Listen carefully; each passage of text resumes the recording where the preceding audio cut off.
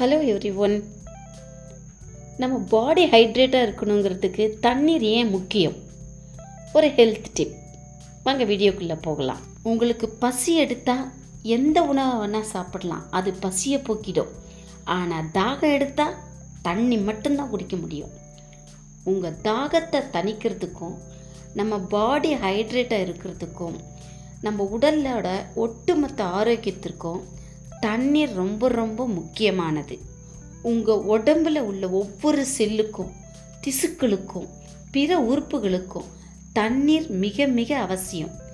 இது உங்கள் பாடி டெம்பரேச்சரை சீராக்க உதவுது, உங்கள் ஜாயின்ஸை லூப்ரிகேட் பண்ணுது, மேலும் உங்கள் பாடியோட ஒட்டுமொத்த ஃபங்க்ஷனுக்கும் சப்போர்ட்டாக இருக்குது.